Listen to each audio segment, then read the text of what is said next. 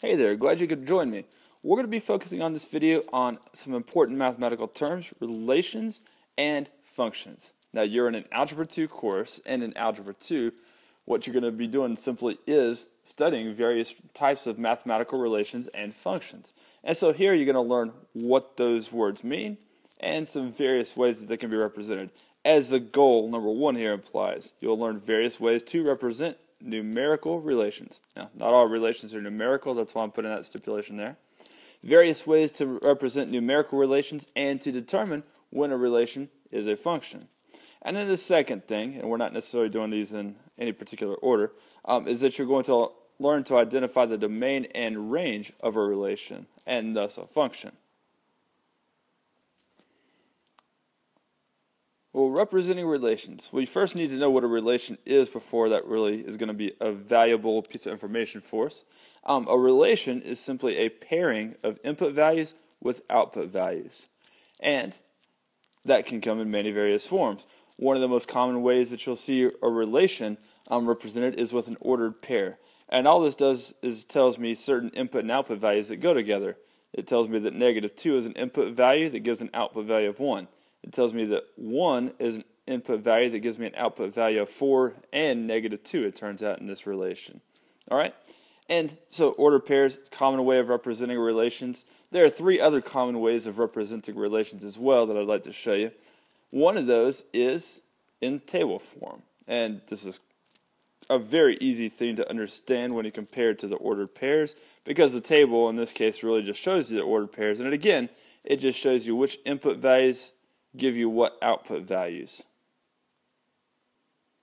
Or, as we prefer to do in math a whole lot, which x values or independent variable values give you which dependent variable values. Alright, still, inputs and outputs to correspond with them. So a table is a second way of representing a relation. And what I'm trying to do, by the way, here is show you various ways of representing this same relation. And I have two more ways of doing that. The next being a graph. A graph is a representation of a relation because a graph just shows a bunch of ordered pairs, okay? Sometimes it can be a finite number of ordered pairs. In this case, I got the 4 ordered pairs that we had already written. Sometimes it could be an infinite number of ordered pairs that are represented by a graph, but in either case, it's a relation.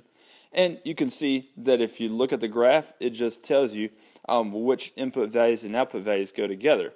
If you look at the coordinates of any point, it'll tell you an input and an output that belong together. And one final way of representing a relation is using what's called a mapping diagram. In a mapping diagram, simply we'll put your input values in one little oval, and then your output values in another one, and then you draw arrows to show which inputs go with which outputs. And you can see, for instance, the input 1 gives you 2 different outputs for this relation. All right, so that's what a relation is, just a pairing of input and output values, and those are some various ways of representing relations. Now, one other thing I said I wanted you to be able to do with relations is I wanted you to be able to identify the domain and range of a relation. And so we've looked at 4 different representations of the same relation. Let's go ahead and talk about what that relation's domain and range is.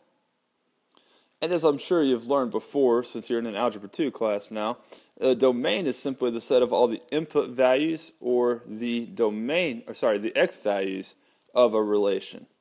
So in this case, we can say that the domain includes the numbers -2, 0, and 1. Those are the only distinct input values.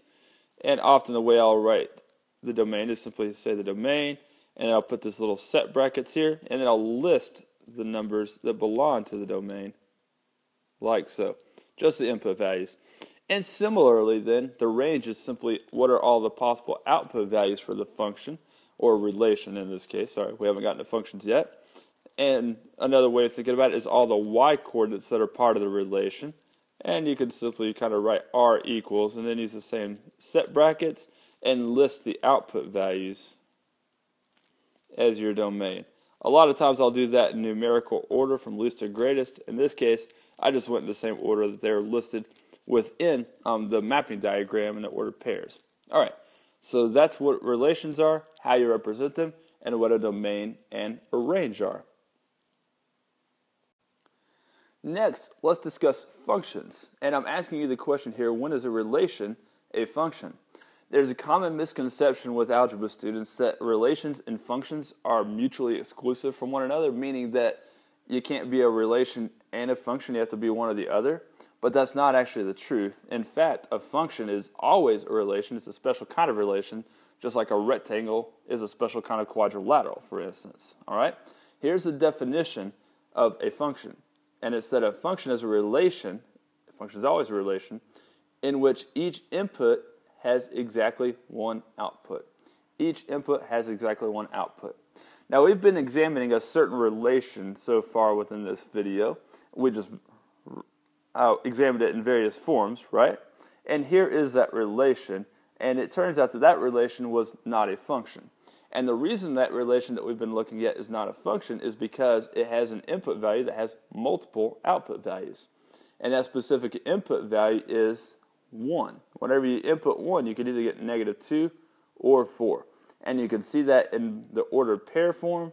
You can see that in the table form right here. 1 gets mapped to -2 and a 4.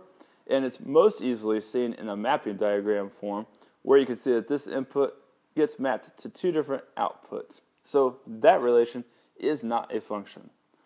What would a relation look like if it is a function then? Well, here's one. Now this has some of the same values, but I did change it to make it a function. You can see that I've got completely different input values right here. I don't have a single input value that gets mapped to more than one output value. And again, that's most easily seen when you look at the mapping diagram over here. -2 only has one output, 0, 1, and 2 also have one output each. Now, it's irrelevant that 2 of those input values give you the same output. It's just a matter of each input has only one output. Okay? So that's what a function is. The final thing I'd like to discuss with you is what's called the vertical line test, probably something you're familiar with as well. And specifically what I'd like to discuss with you about the vertical line test is a way to answer the previous question we've been investigating, but when a relation is represented in graphical form. All right? Now, we just looked a moment ago at when a relation is written as an ordered pair or mapping diagram, how you can determine the relation as a function. Here, I'm going to give you the graph of a relation, and we're going to determine whether the relation is a function. And the way you do that is simply by using a vertical line.